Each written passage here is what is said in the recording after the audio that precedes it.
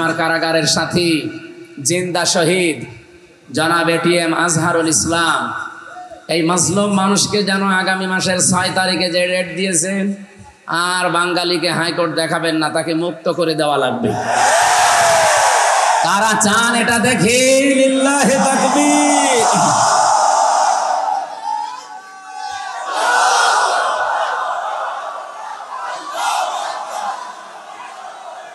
আলহামদুলিল্লাহ। রাজনৈতিক আদর্শের বিভিন্ন জায়গায় যারা আছেন তারা হয়তো একটু মন খারাপ হতে পারে। তাফসির মাহফিলে, কোরআনের মাহফিলে আপনি ওনার নাম ধরলেন। আরে ভাই, উনি একজন মাজলুম মানুষ।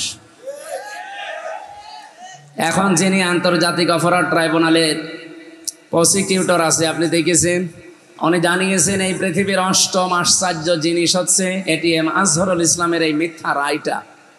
কারণ যার ভিত্তিতে ওনারা রায় দিয়েছেন, সাক্ষী কেউ 6 কিলো দূরে, কেউ 3 কিলো দূরে, কেউ 2 কিলো দূরে, যে তারা কি মানে বাস পাখির চোখ লাগিয়েছিল।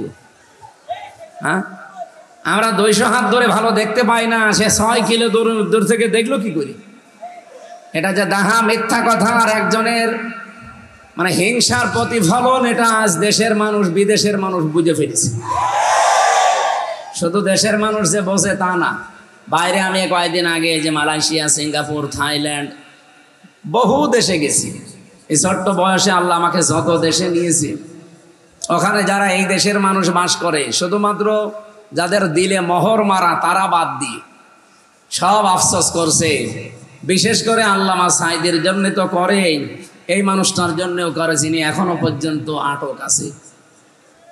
আমরা চাচ্ছি অতি সত্বর আর বাঙালিকে হাইকোর্ট দেখাতে যাবেন না। এবার কিন্তু দেওয়ালে ফিট ঠেকে গেছে। এই দেখেন, আর পেছানো যাচ্ছে না। যতই চেষ্টা করি আর পেছানো যাচ্ছে। সুতরাং আমাদেরকে ধৈর্যের পরীক্ষা আর নেবেন না।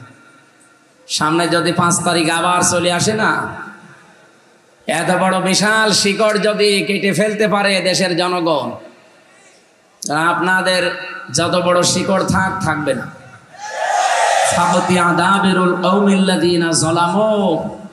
সূরা আনআমের 45 নম্বর আয়াতের প্রথম অংশে আছে, আল্লাহ বলেন জালেমদের শিকড় কাটা হয়ে গেছে। কেটেছে কে? না না, আপনি আলেম। কতিয়া এটা মসুদ, এর ফাইল জানা আছে? আপনি আন্দাজ বললেন কেন? কথা বলবেন না, যারা আলেম আছে তারা জবাব দেবেন। আল্লাহ বলেন জালেমদের শিকড় কাটা হয়ে গেছে। কেটেছে কে? আবার আল্লাহ বলেন এর ফাইলই তো জানা নেই, কর্তাকে কেউ জানে না। আপনি দেখেননি আগস্টের 5 তারিখের পরে এই দেশে 630টা থানা, কম বেশি জালেমদের বাড়ি ঘর যেখানে ছিল ভেঙেছে কে কেউ জানে না, কিন্তু ভাঙা হয়েছে। আমার কুষ্টিয়ার হানিফ সাহেবের বাড়ি, আপনি আগস্টের 5 তারিখে বিকালবেলা যেয়ে দেখি পায়খানার প্যান পর্যন্ত খুলি নিয়েছিল। কি গো, ভাঙলো কে কেউ জানে না। এমনকি এখানে আল্লামা সাঈদীর জীবনের 2টা স্বপ্ন শুধু পূরণ হয়নি, বাকি যত স্বপ্ন তিনি দেখেছিলেন আল্লাহ সবগুলো পূরণ করেছেন। সারা জীবন দোয়া করতেন, আল্লাহুম্মা ইন্নী আসআলুকা শাহাদাতান ফি সাবিলিক, হে আল্লাহ আমি তোমার রাস্তায় শাহাদতের মরণ চাই। আমি 3 বছর তার পাশের ছেলে ছিলাম, খালি মাঝখানে একটা দেওয়াল ছিল, উনি 1 নম্বরে আমি 4 নম্বরে। একদিন আল্লাহর এই বান্দার সাথে দেখা হয়েছিল 10 মিনিটের জন্য হাসপাতালে। মনে আমি যে বললাম যে হুজুর আমাকে চিনতে পারছে? কে? আমির হামজা, কুষ্টিয়া। প্রথমে উনি জিজ্ঞাসা করলেন যে আমার আব্দুল ওয়াহেদ ভাই কেমন আছে, জামাত ইসলামের যিনি এমপি ছিলেন কুষ্টিয়া জেলা আমির। বললাম উনি নেই, উনি মারা গেছে। এরপরে আমারে বলছে হামজা, আলামিন, জামাল, তারেক মনোয়ার, এই 4-5 জনের নাম বলল। বলছে মাসুদ আর শামীম এসে তোমাদের নাম বলে। আমার 2টা কথা আমার ভালোভাবে এখনো মনে আছে। মাথায় হাত দিয়া বললাম একটু দোয়া করে, যেহেতু 10 মিনিট পরে তো সিরিয়াল আমাদের। চট্টগ্রাম এবং খুলনায় যদি তুমি বের হয়ে যেতে পারো, জনতাকে জানাবা জীবনে কোনোদিন কোরআনের কথা বলতে আমি পিছপা হইনি। তোমাকেও বললাম যদি বের হতে পারো কোনোদিন কোরআনের কথা বলতে পিছপা হবা না। আমার মনে হচ্ছে হাতটা এখনো মাথায় লেগে আছে। তার জীবনের 2টা স্বপ্ন শুধু পূরণ হয়নি, তিনি বলেছিলেন চর্মচোখে আমি কোরআনের রাজ বাংলাদেশে কায়েম হয়েছে এটা যেন দেখে যেতে পারি, উনি পারেননি, পেরেছেন। আর একটা স্বপ্ন ছিল এই ময়দানে উনি কিয়ামত পর্যন্ত শুয়ে থাকতে চেয়েছিলেন। খুলনার যে জালেমগুলোর কারণে এখানে থাকতে দিল না, কই তারা কোথায় আছে? আমি আসার সময় শুনছিলাম তাদের বাড়ি ঘর আর নেই, সব মিশে গেছে। আল্লাহ রাব্বুল আলামিন এই কথাটা 1500 বছর আগে জানিয়েছেন। সূরা নমল 19 নম্বর পারা 20 নম্বর পৃষ্ঠার 7 নম্বর লাইনের 152 নম্বর আয়াতে আছে, ফাতিলকা বুয়ুতুহুম খাবিয়াতাম বিমা যালামু। আল্লাহ পাক বলেন এই সেই ঘরগুলো। আল্লাহ যেন এভাবে কুদরতি আঙ্গুল দিয়ে দেখাচ্ছে বাংলার মানুষকে যে এই সেই ঘরগুলো। আল্লাহ বাইতুন দিতে পারতেন, বয়ুত দিলেন কেন? এটা তাফসিরে মাযহারিতে আছে। আল্লামা সানাউল্লাহ পানিপতি রহমতুল্লাহ আলাইহি ব্যাখ্যা করতে গিয়ে বাইতুনের বহুবচন বয়ুতের ব্যাখ্যায় দিয়েছেন। আল্লাহ যেন আঙ্গুল দিয়ে দুনিয়ার মানুষকে দেখাতে চায় যে এই সেই ঘর। যদিও লূত আলাইহিস সালামের জামানার কাহিনী এটা। কি করেছিলেন? খাবিয়াতাম বিমা যালামু, আল্লাহ বলেন জনশূন্য করে দিয়েছি, পরিত্যক্ত হয়ে আছে আজ এই জালেমদের জুলুমের কারণে। মুফাসসির লিখেছেন পৃথিবীর যেখানে জুলুম হয় ওই জায়গা পর্যন্ত আল্লাহর কাছে অভিশপ্ত হয়ে যায়। বাংলাদেশের যেখানে যেখানে জুলুম হয়েছিল আজ দেখেন জায়গাগুলো পর্যন্ত আজ পরিত্যক্ত। কি কথা বলছেন না কেন? কয়েকদিন আগে আমি কিশোরগঞ্জে ছিলাম, জেলা শহরের ওপরে জমজমাট অফিস।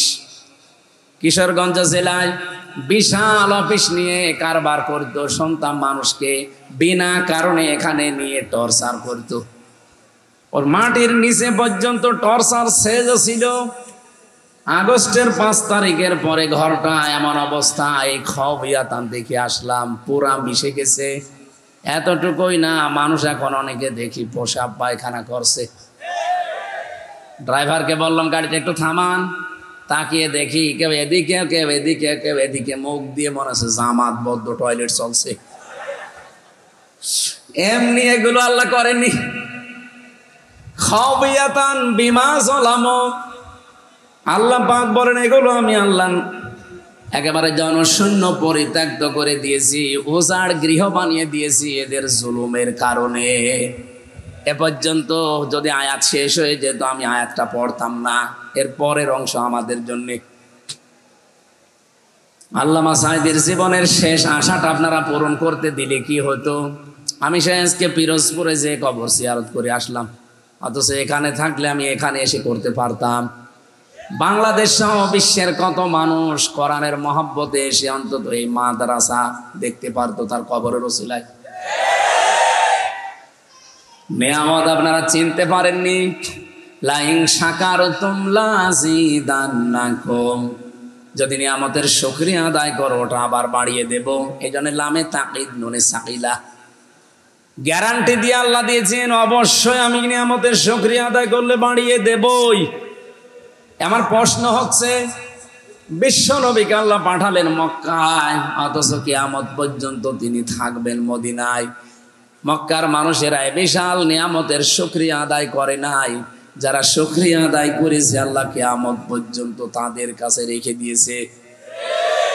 যদিও উনি খুলনা বিভাগের সন্তান না, উনি বরিশাল বিভাগের সন্তান। খুলনা বিভাগের মানুষের জন্য যা করে গেছে এটা ভোলার মতো, ঋণ শোধ করার মতো। আমি গতকালকেও খুলনা বিভাগ ছিলাম বরিশালে, তার আগের দিনও বরিশালে। ওই সমস্ত জেলার চাইতে নিজেদের বিভাগ নিজেদের জেলার চাইতে তিনি আমাদের খুলনাবাসীর জন্য আরো বেশি কিছু করলেন। এতটুকু আশাই তো ছিল যে এখানে তিনি কিয়ামত পর্যন্ত ঘুমিয়ে থাকবেন, কেন দিলেন না? নিয়ামতের শুকরিয়া আদায় করলে আল্লাহ নিয়ামত বাড়িয়ে দেয়। যারা শুকরিয়া আদায় করেননি তাদের এই জুলুমের কারণে, এটা তার উপর একটা জুলুম ছিল। এই জুলুমের কারণে আজ আল্লাহ তাদেরকে পদে পদে শাস্তি দিচ্ছেন। আবার আমি যেহেতু পরের শব্দটা বলার জন্য আয়াতটা পড়েছি, এবার শোনেন, ইন্না ফি যালিকা লাআয়াতাল লিকাউমিন ইয়ালামুন। আল্লাহ প্রথমে ইন্না দিয়েছেন, মাঝখানে লামে তাকিদ দিয়েছেন। রব্বুল আলামিন দুইটা গ্যারান্টি দিয়ে জানাতে চেয়েছেন অবশ্যই অবশ্যই এর ভেতরে যারা জ্ঞানী তাদের জন্য শিক্ষা আছে। কি শিক্ষা আছে এখানে? জালেমদের এত বড় শিকড় আপনি টের পাননি, তাই ইউনিয়নের দারোয়ান থেকে শুরু করে একেবারে সংসদ পর্যন্ত আপনি একেবারে প্রত্যেকটা জায়গায় দেখবেন থরে থরে জালেমদের স্তর সাজানো ছিল। আমার রিমান্ডে প্রায় 8 দল এসেছিল, সব থরে থরে সাজানো ওদের লোক। আমাকে ধরা থেকে একেবারে জামিন পর্যন্ত যারা, সব ওদের। আমার পক্ষে শুধু একটা উকিল ছিল, তা উকিলের কথা শুনলেও চলে, না শুনলেও চলে। অথচ মামলার রায় ওদের, রিমান্ড যিনি চাইবে সে ওদের, বিচারক যিনি বসে আছে সে ওদের, যেখানে নিয়ে রিমান্ডে আয়না ঘরে নিয়ে নির্যাতন করবে তারাও ওদের। এই যে 8টা বিভাগে কাজ করে যারা, তারা একটার পরে একটা এসেছে, সবগুলো মনে হচ্ছে ওদের ধাঁচে তৈরি করা মাল। একেবারে খাপের খাপ বানিয়ে বানিয়ে পাঠিয়ে দিয়েছে। কতবার যে আল্লামা শহীদ দেলাওয়ার হোসাইন সাইদি রহমতুল্লাহ আলাইকে গালি দিয়েছে আমার সামনে, আমার মনে হয় কমপক্ষে 200 বার তো হবেই।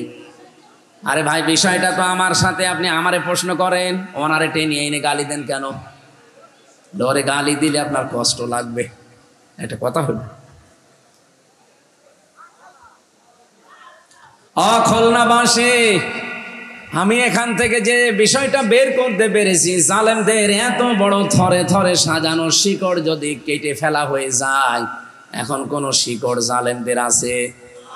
2-1টা আছে যেগুলো ইঁদুরের গর্ত পাচ্ছে না। আল্লামা সাইদির ফাঁসির রায়ের দিন যিনি মিষ্টি দিয়েছিল কক্সবাজারে, এত মিষ্টি বিলেতন করেছিল ওই বাঁটটা জাফর, ওর নাম ছোট তো মানুষ এলাকায় বাঁটি জাফর বলে ডাকে। ওরে কালকে ধরেছে, রিমান্ড নিয়েছে। আমার মনে হয় ওরে বাঁটি বানিয়ে ফেলায় দরকার, এমনি বাঁটা দেখলাম।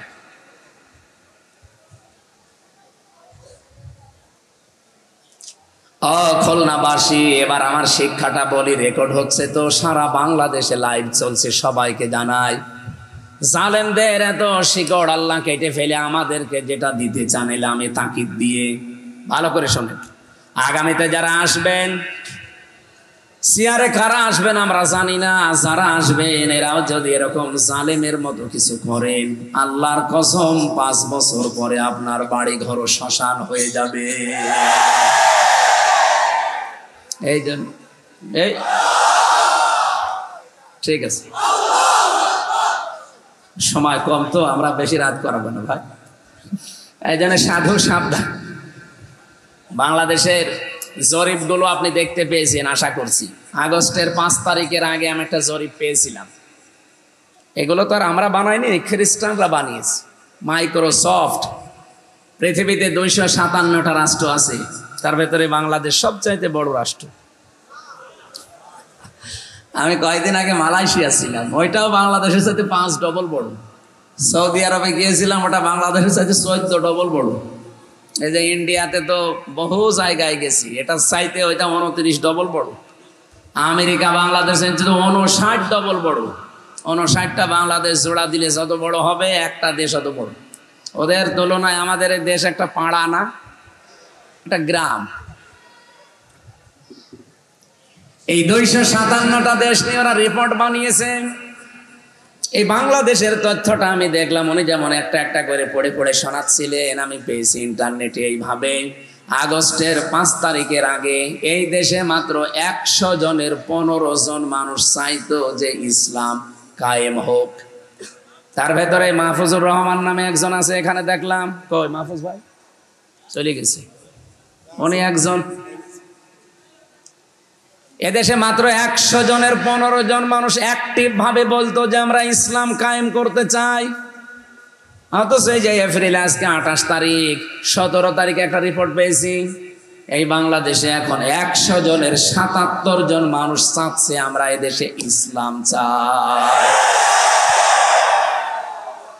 আপনি ষড়যন্ত্র করে কি করবেন? যত করবেন আল্লাহ তত এগিয়ে দেবে।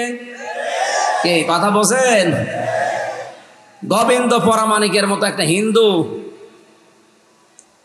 এই লোকটা গত পরশুদিন লাইভ দিয়ে বলেছে এই দেশে ইসলাম যদি আসে, একটা দলের নামও বলেছে, আমি নাম নিলাম না, যদি এই দলটা আসে এই দেশে অন্য যারা আমরা বাস করি সবচাইতে বেশি নিরাপদে থাকতে পারবে।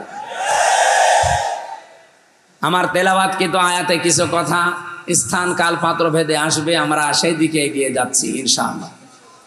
যেহেতু সবার জন্য আল্লাহ রাব্বুল আলামিন কোরআনে কারিমকে উন্মুক্ত করে দিয়েছেন, এটা অন্যান্য ধর্মের মতো শুধু ঠাকুররা শুধু পুরোহিতরা পড়বে না, এটা সবার জন্য। সেদিন যশোরে কলেজের এক অধ্যাপক পেয়েছিলাম, উনি বিসিএস ক্যাডার। ওনারে বললাম যে স্যার আপনার মুসলমান হওয়া লাগবে না, আমাদের ধর্মে যেহেতু বাড়াবাড়ি নেই, জবরদস্তি নেই, আপনাকে আমি জোর করি না। হ্যাঁ, জোর করলে আপনাকে আমি পিটিয়ে মুসলমান বানাতে পারতাম, কারণ এদেশে 92% মুসলমান, আর আপনারা মাত্র কয় ভাগ। যদি নিয়ম থাকতো ইসলামে তো আপনাকে পিটিয়ে মুসলমান বানাতাম। আপনার বিবেক আছে, আপনি বিবেক কাজে লাগান না। যেহেতু আমাদের ধর্মে এটা নেই, আপনাকে আমি আহ্বান জানাচ্ছি, আমাদের ধর্মীয় গ্রন্থ কোরআন, এটা আপনি শুধু বুঝে বুঝে পড়বেন। পুরাটা ইংরেজিতে পড়েন, বাংলায় পড়েন, যে কোনো ভাষায় আপনি তো ক্যাডার পড়েন। 3 মাস পরে দেখি লোকটা নিজেই মুসলমান হয়ে গেছে। তো এই জন্য আমরা চাই আজকের এই অনুষ্ঠান, এটা কি শুধু মুসলমানদের জন্য হুজুর? না, এটা সবার জন্য। যারা এসেছেন সবাইকে নিয়ে আমি আরেকবার বলছি আলহামদুলিল্লাহ। দরুদ আর সালাম পাঠ করার মাধ্যমে আজকের তেলাওয়াতকৃত আয়াত সূরা মায়েদা 55-56 একটা আয়াতের তাফসীর করব ইনশাআল্লাহ। আল্লাহ যেন আমাকে তাফসীর করার তৌফিক দেন। জবান খুলে কোরআনের এই আয়াত থেকে নেওয়ার জন্য, আমল করার জন্য পড়েন আউযু বিল্লাহি মিনাশ শাইতানির রাজিম, বিসমিল্লাহির রহমানির রহিম,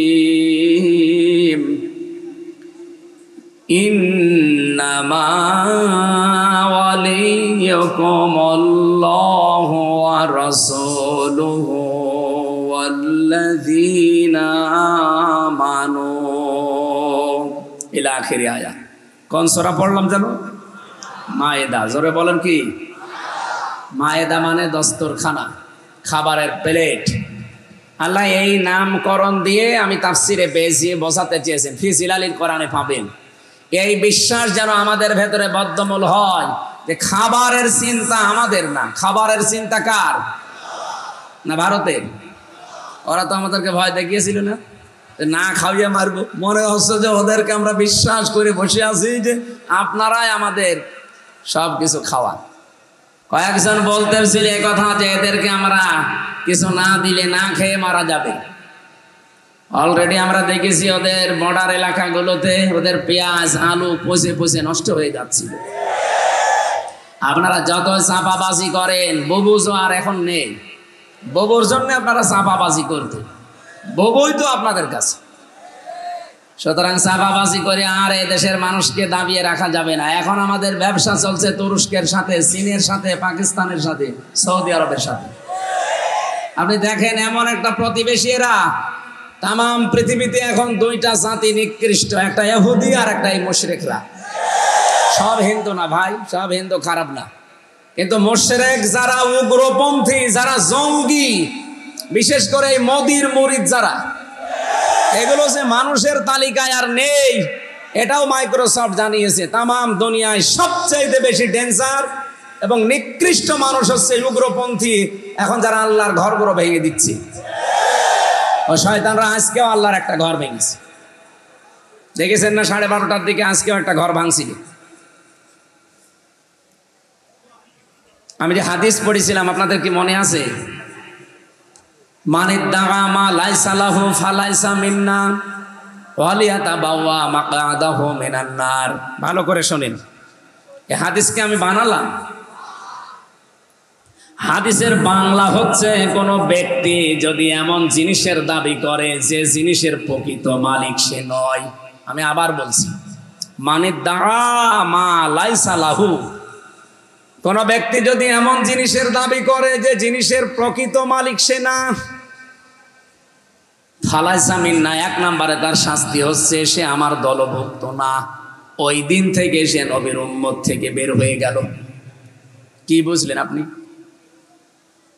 আজকে যে ঘরগুলো ভেঙ্গে ভেঙ্গে আপনারা আহ্বান জানাচ্ছেন, না ওদের তো আপনারা বলা ঠিক না, তোরা শয়তানদের সম্মান দিলে আমার আল্লাহর আরো কষ্ট পাবে।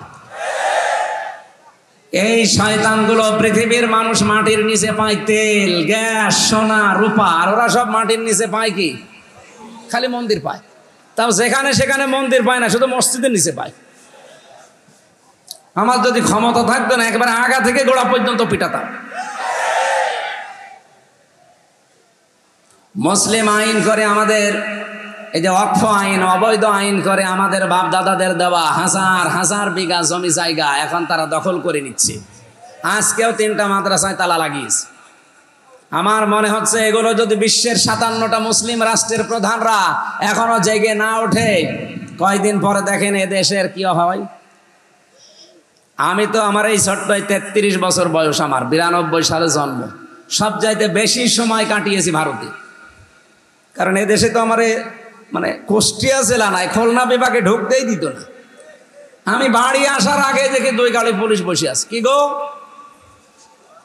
আমি বাড়ি আসি কখন আমি নিজে জানি না, অথচ ওরা মনে হয় ফেরেশতা জিবরাইল ওদের বলে দেয়। বাড়িও আসতে দিত না শয়তানরা। আমি কি করবো, বাধ্য হয়ে দাদাদের কাছে থাকা লাগতো। আমি দেখেছি ওদের এই ঘৃণ্য ষড়যন্ত্র, যেটা জঘন্য মানুষেরা, এরা যে জিনিসের মালিক তারা না, সব দখল করে নিচ্ছে একটার পরে একটা। 3টা মাদ্রাসা এগুলো আমাদের পূর্বপুরুষরা ওয়াকফ করে দিয়েছিল। মাদ্রাসা, মসজিদ, খানকা, ঈদগাহ, গোরস্থান এগুলো সব মুসলমানদের সম্পদ ছিল। 850 বছর এলাকাগুলো মুসলমানরা শাসন করেছে। বলেন, এটা রেকর্ড হচ্ছে বলে বললাম। অথচ আজ একটার পর একটা সব দখল করে নিচ্ছে। গত পরশু দিনও 10টা মাদ্রাসায় তালা লাগিয়েছে। এমনকি দারুল উলুম দেওবন্দকে 1 মাস সময় দিয়েছে যে খালি করা লাগবে, ওইটাও নাকি তাদের। আপনারা যা আরম্ভ করেছেন, বিশ্বের অন্যান্য জাতি, বিশেষ করে খ্রিস্টান যারা আছেন, আপনারা কি আপনাদের বিবেকের উপর কি কুকুরে প্রসাব করেছে? এটা ট্রাম্প। আপনি তো খ্রিস্টান, আপনার মেয়েকে আপনার মাকে উলঙ্গ করে ভারতের ময়দানে ওরা হাঁটিয়েছে, এই উগ্রপন্থী হিন্দুরা। এক কথা বললেন না? 22 সালে ওরা আপনার মেয়েকে আপনার মাকে উলঙ্গ করে হাঁটিয়েছে, এই মোদির গোষ্ঠী। আপনার মেয়ে মা যাদেরকে উলঙ্গ করে রাজপথে হাঁটাতে পারে, আর তাদের পক্ষে পেছনে থাকবেন মানে? আপনার বিবেকটা একটু জাগ্রত করেন। আপনার ঈমান নেই আমরাও জানি, কিন্তু বিবেক তো আছে। আর হিন্দু সাধারণ যারা আছে তাদেরকে আহ্বান জানাচ্ছি, সবাই জেগে ওঠেন ভাই। এই মোদি নামে এই মাতালটাকে থামান। এই দেশে যারা অন্যান্য সংস্থা কাজ করছেন, আমি নাম নিলাম না তাদের, আপনারাও একটু বিবেকটা কাজে লাগান, এই লোকটাকে থামান, নাই তো পৃথিবীও বসবাসের অযোগ্য করে ফেলবে। আমরা আতঙ্কে আছি ওই শয়তানদের কারণে। আমরা যদি এখন এই বাংলাদেশে 92% মুসলমান আওয়াজ তুলি, ঢাকার স্বামীবাগের ইস্কন মন্দির, এর নিচে 500 বছর আগে মসজিদ ছিল, এটা ভেঙে এখন মসজিদ বানাবো, মেনে নেবে? তাহলে আমাদের কেমন কষ্ট হচ্ছে বলেন। আসেন তো হাদিসের প্রথম শাস্তিটার দিকে তাকাই। যে জিনিসের মালিক আপনি না, ওই জিনিস যদি নিজের দখলে নিয়ে নেন, প্রথম শাস্তি কি? আপনি ওই দিন থেকে নবীর উম্মত আর নেই। এ পর্যন্ত বুঝেছেন? বুঝেছেন না? বোঝেননি? আগস্টের 5 তারিখের পর থেকে বাংলাদেশের বহু জিনিস আমরা দেখলাম, যার না সে কিন্তু দখল করে নিয়েছে। এটা হয়তো খুলনায় শুরু হয়নি, বলেন। কেউ ঘাট দখল, কেউ বাজার দখল, কেউ হাট দখল, কেউ নদী দখল, কেউ দোকান দখল, কেউ বাড়ি পর্যন্ত দখল করে নিয়েছে। আর এখন অনেক মানুষকে দেখলাম দখল করার সময় আবার আল্লাহর নাম নিয়ে শুরু করে বিসমিল্লাহ। আপনি যার নামে শুরু করেন সেটা আপনার না, ওটা যদি আপনি দখলে রাখেন, যেই দিন দখল করেছেন ওই দিন থেকে আপনি আর নবীর উম্মত নেই। অখল না বাসি নবীর উম্মত যারা থাকে না তারা মারা গেলে জানাজা জায়েজ আছে, কবরে দেওয়া। আপনি তো নবীর উম্মতই না, আপনাকে আমি কি বলে রাখবো? বিসমিল্লাহি ওয়া আলা মিল্লাতি রাসূলিল্লাহ তো বলা জায়েজ নেই, কারণ আপনি রাসূলের আদর্শ থেকে চলে গেছেন। এই জন্য যার জিনিস নিয়েছেন যেটা আপনার না ওটা ফেরত দেন। ফেরত দেবেন তো? এখানে ওই মানুষ আসেনি আমি জানি, যারা শুনছে তাদের বলছি। এটা শুধু খুলনা না, সারা পৃথিবী ছড়িয়ে যাচ্ছে। যেই জিনিসের অধিকার আপনার নেই ওটা যদি নিজের দখলে নিয়ে নেন, যেভাবেই হোক, সাদাবাজি করে হোক, ছিনতাই করে হোক, ডাকাতি করে হোক, চুরি করে হোক, প্রতারণা করে হোক, যেভাবেই নিয়েছেন ওটা ফেরত দেওয়া লাগবে, নয়তো আপনি মারা গেলে আপনি নবীর উম্মত নেই। হ্যাঁ, এখানে হাদিসের টিকা এই যে হাজার হাজার আলেম তৈরি করে যারা, হাদিসের টিকা দেখবেন 2টা পয়েন্ট লেখা আছে। 1 নম্বরে আপনার জিনিস হাত ছাড়া হয়ে গিয়েছিল, ওইটা আপনি আবার ফেরত পেয়েছেন, তাহলে হাদিসের শাস্তির আওতা মুক্ত থাকবেন আপনি। প্রিন্সিপাল সাহেব আছে, জিজ্ঞাসা করবেন, পরবর্তীতে ক্লাস নিলে বলবেন হাদিসের টিকা দেখান। মুসলিম শরীফের হাদিস, হযরতে আবু যর রাদিয়াল্লাহু তাআলা থেকে বর্ণিত। যে জিনিস আপনার ছিল ওইটা যদি আপনি আবার ফেরত পান, তাহলে হাদিসের প্রথম শাস্তি কি? ফালাইসা মিন্না, এর ভেতরে আপনি নেই, আপনি নবীর উম্মত থাকতে পারবেন। আমি একটা উদাহরণ দিচ্ছি, বাংলাদেশে ইসলামী ব্যাংক যাদের ছিল তারা ফেরত পেয়েছে। এখন যদি কেউ ফতোয়াবাজি করে যে না এটা ছিনতাই হয়ে গেছে, ইসলামী ব্যাংকে আপনার বাবার নাকি? যাদেরটা তারা ফেরত পেয়েছে। আর কথা বলেন না কেন? যাদের জিনিস তারা ফেরত পেল, আপনার ফতোয়া আসে কোত্থেকে? আপনার বাবা তৈরি করেছে ইসলামী ব্যাংক। যাদের মাথার ঘাম পায়ে ফেলা সম্পদ তারা আবার ফেরত পেয়েছে। হ্যাঁ, আপনারটা যদি এরকম হারিয়ে যায়, সেটা ফেরত পেয়েছেন, ওইটার জন্য আমরা কিছু বলবো না। কিন্তু অন্যের জিনিস যদি নিজের দখলে নিয়ে বাহাবা করেন, আল্লাহর কসম আপনি নবীর উম্মত থেকে বের হয়ে গেলেন। আর আপনার জন্য জানাজা দিয়ে আর কবর দিয়ে আমি মিথ্যা কথা বলতে যাব কোন কারণে? যে বিসমিল্লাহি ওয়া আলা মিল্লাতি রাসূলিল্লাহ, আপনি তো রাসূলের মিল্লাতেই নেই। 2 নাম্বার শাস্তিটা আরো কঠিন, এটা না বলি, এটা আমাদের জন্য না। ওয়ালিয়াতাবাওয়া মাকআদাহু মিনান নার, সে যেন জাহান্নামে একটা নিজের স্থান তৈরি করে নিল। আজ ইসরায়েল ওদেরকে 1940 সালে থাকতে দিয়েছিল, এই যে রোহিঙ্গাদের যেমন থাকতে দিয়েছি, ফিলিস্তিনের মুসলমানরা দয়া করে ঈমানের কারণে তাদের থাকতে দিয়েছিল। তাদের গায়ে কোনো কাপড় নেই, পায়ে কোনো স্যান্ডেল নেই, খালি গায়ে খালি পায়ে ঘুরে বেড়াচ্ছিল তামাম দুনিয়া, কেউ নেই। ওরা মানবতার খাতিরে থাকতে দিল, আর শয়তানরা এখন তাদেরকে উচ্ছেদ করছে। সুতরাং যে জিনিস যার ছিল না সে যদি দখল করে নেয়, ওর প্রথম শাস্তি সে নবীর উম্মতে নেই, দ্বিতীয় শাস্তি সে জাহান্নামে নিজের স্থান একটা তৈরি করে নিয়েছে। বলেন নাউজুবিল্লাহ। আমার কথা ছিল মায়েদা মানে দস্তরখানা, খাবারের প্লেট, খাজানসি।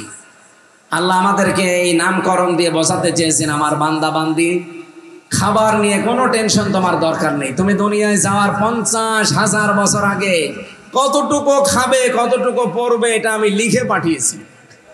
সুতরাং যেটা নিয়ে চিন্তা করা দরকার ওইটা কি?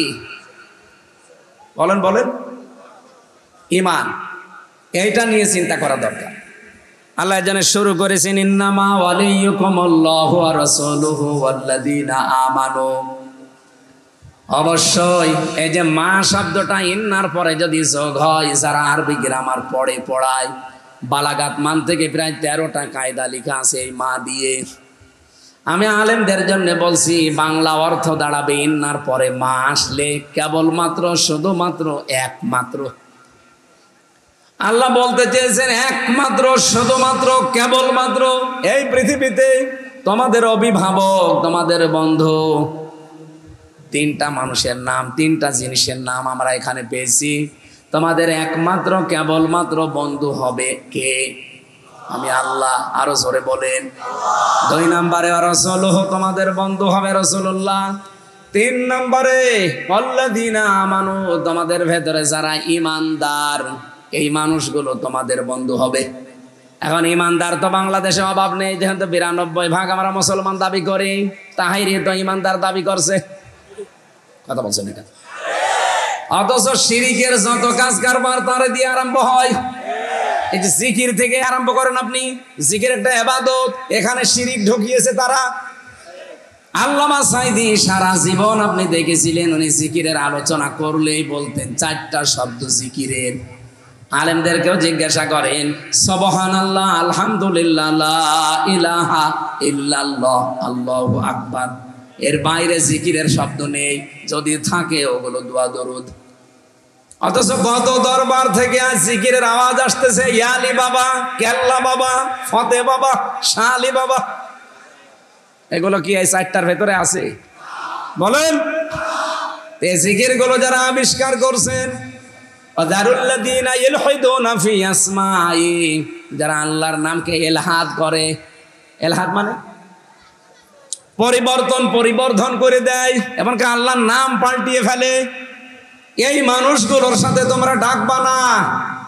এটা রেকর্ড হওয়ার কারণে সামাম পৃথিবীর মানুষকে বলছি এই 4টার বাইরে জিকির করবেন না। কালকে আমি সরমনার ময়দানে ছিলাম প্রায় 2 ঘন্টা, সরসিনার ময়দানে ছিলাম প্রায় 2 ঘন্টা, এনএস কামিল মাদ্রাসায় গিয়েছিলাম, পুরাটা দেখলাম সারাদিন। কালকে ওইগুলো খুলছি। আহ্বান জানাচ্ছি আপনাদেরকে, আপনি সরমনায় যান, আটরশি যান, সরসিনায় যান, এনএস কামিল মাদ্রাসায় যান, আর দারুল কোরআন সিদ্দিকিয়া খুলনায় আসেন, চট্টগ্রামের বাইতুল শরফে যান, যেখানেই যান এই 4টা শব্দের বাইরে যদি জিকির দেয় ওই দরবারে আর যাবেন না। হ্যাঁ, কথা বলেন না কেন? কত মানুষ কিন্তু উলট পালট জিকির বানিয়েছে, কত শব্দ দিয়ে তাদেরকে 50টা বছর আল্লাহর বান্দা বুঝিয়েছে, এরপরও তারা মানতে রাজি না। কারণ এগুলো মেনে নিলে বাপ দাদার বানানো ব্যবসা আর থাকে না। আল্লাহ যে ইলহাইদুনা ফি আসমাই দিলেন, খেয়াল করেছেন আয়াতটা? আল্লাহর নামকে আপনি অর্ধেক করেও ডাকতে পারবেন না। কেউ যদি বলে সুবহান সুবহান, না, আপনার জিকির হয়নি, সুবহান আল্লাহ বলা লাগবে। আলহামদ হবে না, আলহামদুলিল্লাহ বলা লাগবে। এক কথা বলছেন এখানে, আল্লাহু আল্লাহ না, আল্লাহু আকবার বলা লাগবে। লাইলা লাইলা লাইলা না, লা ইলাহা ইল্লাল্লাহ বলা লাগবে। আমি কি এগুলো বানিয়ে বলছি? সুতরাং শিরিক যারা করেন তারা আজ ইমানদার দাবি করছেন।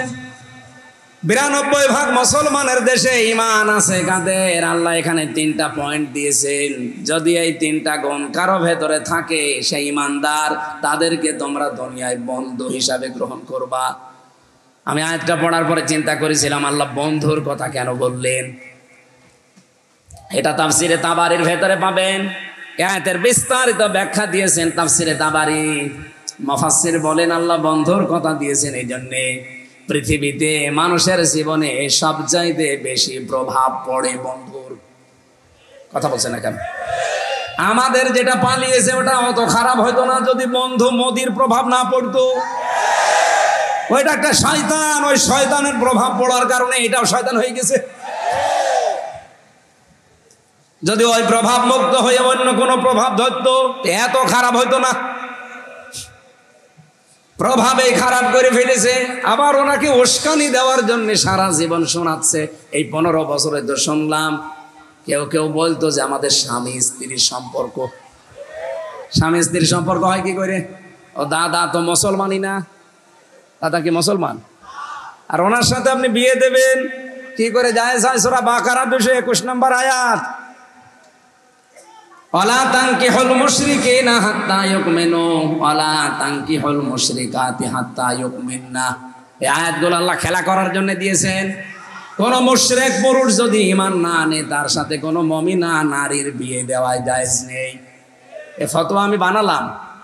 বলেন বলেন, আপনি কোন কারণে এই কথা ছড়িয়েছেন যে আমাদের স্বামী স্ত্রীর সম্পর্ক হয় কি করে? দাদা তো মুশরিক, এরপরও দাদা মুসলমানই দেয়নি। আর জীবনে এখন ওনার যে বয়স, এ বুড়ো বয়সে যদি মুসলমানে দিয়ে বিয়ে করা লাগে, ও ছাতা হাজাম পাবেন কোথায়? ওস্তাদরা আছে এই জন্য আমি বলতে পারছি না। এখন বুড়ো হাজাম লাগবে। আর বুড়ো হাজামের হাতে আপনি যদি ছুরি দেন, ও ছাতা দেখা যাচ্ছে আগাকার দিয়ে গোড়া কেটে ফেলিস। না, হাসির খোরাকি দেয়নি, এটাই বাস্তব। আপনি বলেন এ দাদার মুসলমানি দিতে বাংলাদেশে কোনো হাসাম পাবেন? আপনি যদি হাসাম পান আমি তারে টাকা দেবো, চলেন। কে যাবেন? দিল্লি চলেন, ওরে মুসলমানি দিয়ে আসে। না, এই যে ফেসবুকে কিছু উল্টাপাল্টা কথা আসে, তো এই জন্য এটা বললাম। অনেকে বলছে কিছুদিন পরে নাকি আমাদের ভাগ্নে আসতেছে, একটা কথা হলো। ওটা তো মুসলমানই জায়েজ নেই, আর ভাগ্নে হবে কি করি? সুতরাং দুইটা যেহেতু আছে, এই দুইটাই থাক। আর যদি একটা চলে আসে তা আমরা তারা রাখবো কোথায়? আর তার পরিচয় দিতে গেলে সমস্যা হবে না? এই জন্যে মেয়ে যখন আছে একটু হেফাজতে রাখবেন, কাছাকাছি আসবেন না। এই কথা বলছেন না কেন? কারণ ওদের তো চরিত্রে ঠিক নেই। ও দাদার চরিত্র আছে, আপনি দাদার জীবনী পড়ে দেখেন, দাদার বউ নেই। এই জন্য একটা গান শুনছিলাম, মোদিরও বউ নেই। ওইটা বলার দরকার নেই। এই আমাদের মেয়ে নাই, আমাদের মেয়ে রেকর্ড হচ্ছে তো খারাপ ভাববে, ওরটা বলেন, অসুবিধা নেই। সম্মানিত ভাইরা, বন্ধুর প্রভাব মানুষের জীবনে অনেক বেশি। আয়াতের তাফসিরে ফেরাউনের জীবনী নিয়ে এসেছে। ফেরাউন পুরাটা জীবন আমি পড়লাম, এত খারাপ না। ওকে খারাপ করার পেছনে কারণ হচ্ছে ওর বন্ধু হামান টাক। সারা জীবন ফুস দিয়েছে ও, কিন্তু ওই গোরস্থানের দারোয়ান ছিল, এখান থেকে পর্যন্ত খোদা পর্যন্ত দাবি করিয়েছে। এর পেছনে ওর বন্ধু এই হামান টাক। আমাদেরটা এরকম খারাপ হওয়ার পেছনে কারণ হচ্ছে ওদের বন্ধু। জানে বন্ধুর নামটাই প্রথমে দিয়েছেন অলিজন, মানে বন্ধু, অভিভাবক। অবশ্যই তোমাদের একমাত্র বন্ধু আমি আল্লাহ। বাংলার মুসলমানেরা আল্লাহকে যদি কেউ বন্ধু হিসাবে পেতে চায়, আমরা চাই না। আরো জোরে বলেন। আল্লাহ পাক বলেন আমি আল্লাহ নিজেই বন্ধু হয়ে যাব কাদের জানো? ইন আল্লাহু ওয়ালিয়ুক আল্লাহু ওয়ালিয়ুল্লাযীনা আমানু। সূরা বাকারার 257 নম্বর আয়াতের প্রথম অংশে আছে, যারা ঈমান আনবে আমি আল্লাহ নিজেই তাদের বন্ধু হয়ে যাব। এখন প্রশ্ন, আমাদের ঈমান তো আমি এনেছি না। ঈমান আপনি দাবি করলেই হবে না, ঈমান আপনার ভেতরে আছে কিনা এটার জন্য আপনাকে পরীক্ষা দেওয়া লাগবে। সাহাবী প্রশ্ন করলেন, হে নবী, আমার যে ঈমান আছে আমি কিভাবে টের পাবো? বিশ্ব নবী বলেন, ইদা সাররাতকা হাসানাতুকা ওয়া সাআতকা সাজ্জিআতুকা ফাআনতা মুমিন। যখন তোমার ভালো কাজগুলো তোমাকে আনন্দ দেবে, আর অন্যায় কাজ দেখলেই ভেতর থেকে তোমার একটা বাধা আসবে, তখন বুঝবে তোমার ঈমান আছে। 54 বছর না, শুধু 15 বছরের দিকে তাকান। বাংলাদেশে বহু ভালো কাজ অনেকের কাছে ভালো লাগে নাই। কথা বলেন। এখানে আমি শুনলাম যে 19 জন শিক্ষক শিক্ষিকা এখনো পর্যন্ত বেতন পায় না। সারে গামা পড়ায়, তার বেতন দিতে কোনো বাধা নেই। আর আল্লাহর কোরআন পড়াচ্ছে তাদের বিনা বেতনে। এটা যে অন্যায়, অনেকে অন্যায় জানার পরেও অন্যায় মনেই করে না। আমার বিবেকে এখন বাধা দিচ্ছে যেন এটা ঠিক হচ্ছে না। বাংলাদেশে মাদ্রাসা শিক্ষা বোর্ডের যিনি সিনিয়র সচিব, আমার কুষ্টিয়ায় বাড়ি, পরশুদিন আমার কাছে কল দিয়েছিল। ওনার শ্বশুর বাড়ি সাতক্ষীরা, একটা মাহফিল নিয়েছি। আমি মনে হয় এই বিষয়টা যে ওনার কাছে তুলে ধরবো আজকে। দারুল কোরআন সিদ্দিকিয়া কামিল মাদ্রাসা, যেহেতু উনি মাদ্রাসা শিক্ষা বোর্ডের সিনিয়র সচিব, এখন কুষ্টিয়ায় বাড়ি, আমার জেলার সন্তান। আশা করছি কথা স্যার আমার রাখবে। শুধু এইটা মিলে না, আরও আমি ওই আল্লামা সাঈদী ফাউন্ডেশনের যে মাদ্রাসা, ওখানেও ছিলাম। ওইটার জন্যও কথা নাকি কালকে বলেছি, ওইটার জন্য কথা তুলবো। এই যতগুলো প্রতিষ্ঠান, বিশেষ করে কোরআন শিক্ষায়, হাদিস শিক্ষার জন্যে এই মানুষগুলো বেতন পাবে না, এটা একটা অন্যায় না? অন্যায় দেখেও 15 বছরে কারোর কাছে অন্যায় মনে হয়নি। আমার তো ভেতর থেকে একটা বাধা আসতেছে এখন কথা শোনার পর থেকে, আর আপনার 15 বছরেও বাধা আসে নাই। যার ভালো কাজ দেখলে আনন্দ লাগে না, অন্যায় দেখলে যার কাছে খারাপ লাগে না, ভেতর থেকে বাধা হয় না, সে বুঝবেন তার ঈমান নেই, তার নতুন করে এখন ঈমান আনা লাগবে। সুতরাং ঈমান যারা আমরা এনেছি, এই দুইটা পয়েন্ট সামনে রেখে বলেন, আমাদের ঈমান আছে না? না আন্দাজে দাবি করেন কেন? এখন ঈমান যদি আপনার আমার এসেই থাকে ভেতরে, আল্লাহ বলেন আমি আমার বন্ধু হয়ে গেছে তারা, তাদের জন্য আমার কয়েকটা কাজ আছে। এবার একটু সমস্যা হবে আপনাদের, আমি জানি একটার ব্যাখ্যা করলে কিছু মানুষ একটু উসবিস করে। আমি কি বানিয়ে বলবো ভাই? আর আমরা আছে না, দেখছে না, আল্লাহু ওয়ালিয়ুকুম আল্লাহু ওয়ালিয়ুল্লাযীনা আমানু, আমি আল্লাহ তাদের বন্ধু হয়ে গেছি যারা ঈমান এনেছে। এখন আল্লাহ যেহেতু ঈমানদারদের বন্ধু, আল্লাহ কি করবে বন্ধুর জন্য? ইখরিজুহুম মিনাজ যুলুমাতি ইলান নূর, তিনি অন্ধকার থেকে বের করে আলোর দিকে নিয়ে আসবে। আর আপনাদের কাছে ওয়াজ করা কি খুলনা বাসী? সারা জীবন আল্লামা সাঈদী বলতেন অন্ধকার মানে মানুষের তৈরি করা আইন, আর আলো মানে কোরআন। এই বাংলাদেশে যারা মানুষের তৈরি করা আইন প্রতিষ্ঠার জন্য কাজ করছেন, কোরআনের আলো কোরআনের আইনের পেছনে যারা সময় ব্যয় করেন না, সম্পদ ব্যয় করেন না, আপনার মেধা যোগ্যতা ব্যয় করেন না, আল্লাহ আপনাকে এখনো বন্ধু হিসাবে মানে নাই। আপনি যদি আল্লাহর বন্ধু হয়ে যেতেন, আল্লাহ একটা কাজ করতো কি, অন্ধকার থেকে আপনাকে বের করে আলোর দিকে নিয়ে আসতো। বাংলাদেশ জামাত ইসলামের যে দাওয়াতি মিশন চলছে, 30 তারিখ পর্যন্ত শুনলাম বাড়িয়েছে। হাজার হাজার মানুষ আজ যারা মানুষের তৈরি করা আইনের পেছনে কাজ করত, তারা এখন আল্লাহর তৈরি করা আইন প্রতিষ্ঠায় দলে যোগ দিচ্ছে। তারা যেন বিশ্বাস করে আল্লাহ তাদেরকে বন্ধু হিসাবে মেনে নিয়েছে। তাদের ঈমানটা এতদিন যা ছিল নামে, এখন যে ঈমান হচ্ছে এটা কামে। এক কথা বলেন না কেন? ইখরিজুহুম মিনাজ যুলুমাতি ইলান নূর, আল্লাহ যদি সত্যি আপনার বন্ধু হয়ে যায়, আপনাকে আর মানুষের তৈরি করা আইনের পেছনে থাকতে দেবে না, বের করে নিয়ে এসে আলোর দিকে নিয়ে আসবে। আলো মানে কোরআন। কোরআনের 55টা নাম আছে, তার একটা নাম নূর। এই আলোর দিকে মাস্ট বি আপনাকে যখন নিয়ে আসবে, আপনি বুঝবেন আল্লাহ আপনার বন্ধু হয়ে গেছে। আপনি সিস্টেম অপর পৃষ্ঠায় দেখুন, পরের আয়াতে আল্লাযীনা কাফারু আউলিয়াউহুমুত তাগুত ইখরিজুনাহুম মিনান নূরি ইলাজ যুলুমাত। এই পৃথিবীতে যারা কাফের তাদেরও বন্ধু আছে, তাদের বন্ধু তাগুত, তার নাম শয়তান। শয়তান যদি কারো বন্ধু হয়ে যায়, তারও কাজ আছে। শয়তান তো আর বসে থাকবে না, বন্ধুর জন্য কিছু না কিছু করবে। শয়তানের বন্ধুকে 1 নাম্বারে সে উপকার করবে কি? আল্লাহ যেন মানুষের উপকার করে, অন্ধকার থেকে বের করে আলোর দিকে নিয়ে আসে। মানুষের তৈরি করা আইন প্রতিষ্ঠা বাদ দিয়ে আল্লাহর আইন প্রতিষ্ঠার কাজে লাগিয়ে দেয়। আর শয়তান হচ্ছে আল্লাহর আইন বাদ দিয়ে মানুষের তৈরি করা আইন প্রতিষ্ঠায় লাগিয়ে দেয়। এখন আপনি নিজের সাথে মিলান, আপনি আল্লাহর বন্ধু না শয়তানের বন্ধু? এত বাংলায় কাটছাট বলার পরও যদি কেউ না বোঝার ভান করে থাকেন, আমার কিছু করার নেই। এখন আমার নাম ধরা লাগবে। বাস্তবতা এটা, আপনি নিজেকেই প্রশ্ন করলে আর কারো কাছে যাওয়া লাগবে না। মানুষের তৈরি করা আইন কানুন, এটা আল্লাহর সাথে শিরিক। এক কথা বলছেন না কেন? কারণ আল্লাহ যেটা পারে ওইটা অন্য কেউ পারে, এই বিশ্বাস করার নাম। আর শিরিক যে করে সে মুশরিক। আর মুশরিকের জন্য জান্নাত হারাম, জাহান্নাম ওয়াজিব।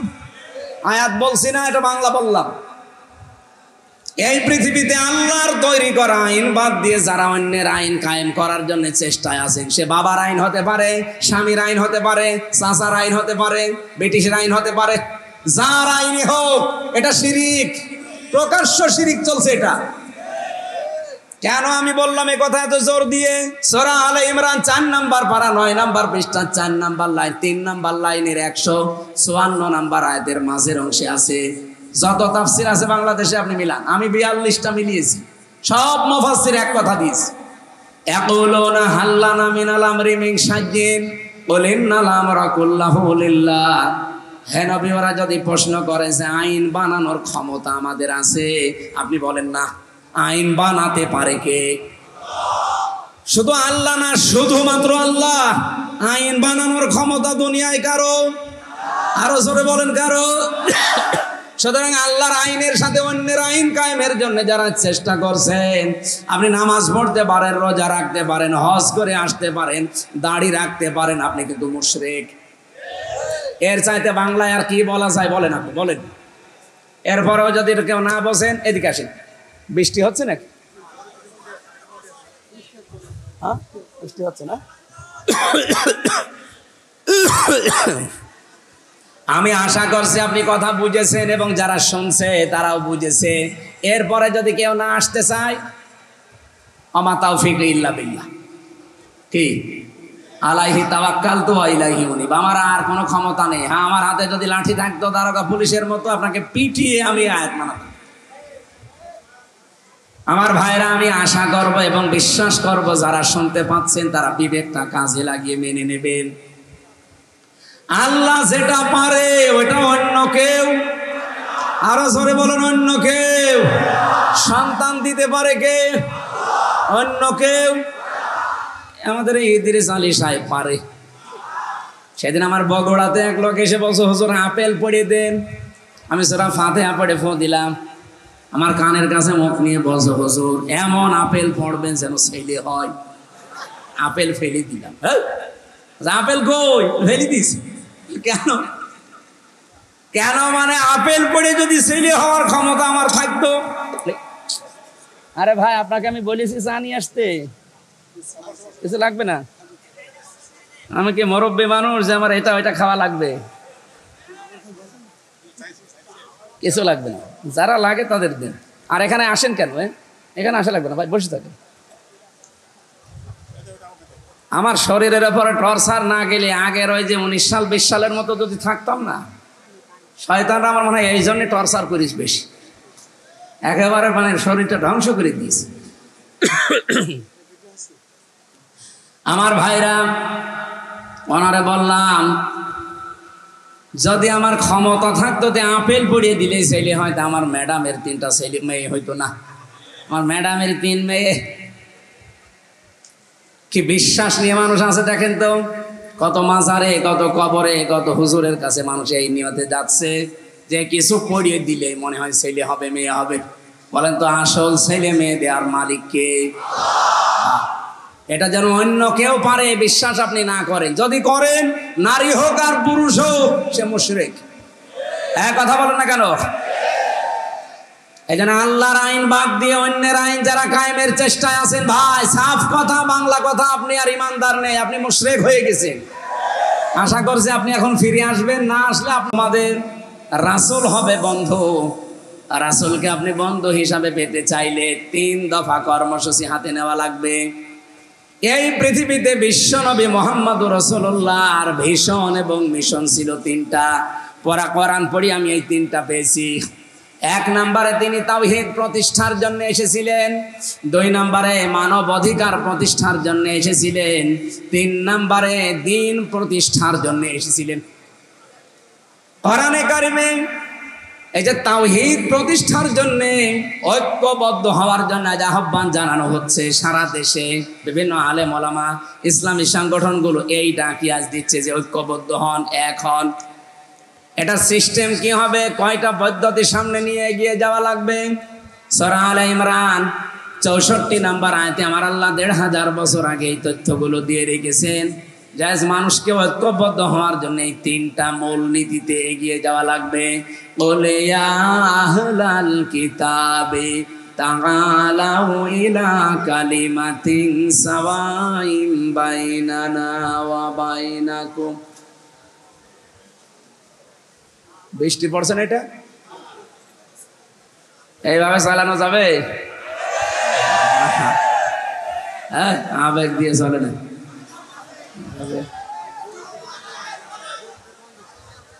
এই যে এই জায়গাটায় যারা বসেছে দেখেন, এদের অবস্থা দেখছি। স্যার এইভাবে কি চালানো যাবে? হ্যাঁ, এইভাবে কথা বলি।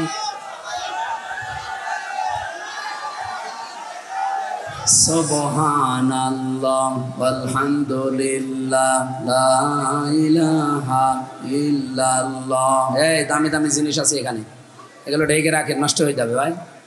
5 টাকা উপায় করতে যেয়ে 50,000 টাকা লস হয়ে যাবে।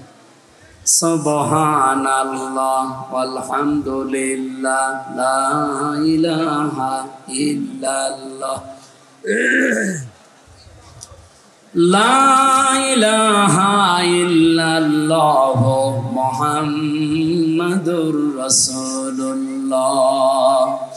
আমার ভাইরা, আমরা এই বাংলাদেশে যারা রাসূলুল্লাহকে বন্ধু হিসাবে পেতে চাই, তারা কিন্তু এই তিনটা কাজ এখন মিশন আর ভীষণ হিসাবে বেছে নিয়েছি। আমরা চাই দেশে তাওহীদ প্রতিষ্ঠার জন্য। এই আয়াতের ভেতরে যেহেতু 3 দফা কর্মসূচি আছে, না গ্যাঞ্জাম হয়ে যাচ্ছে, এইভাবে ক্লাস হবে না ভাই, না ঠিক হবে না এভাবে। আপনারা বাড়ি চলে যান, যান মোনাজাত করে দিই। না, আলোচনা শুনতে হলে এইভাবে হবে না তো ভাই, বারবার বৃষ্টি পড়বে, আপনি এদিকে দিকে তাকাবেন।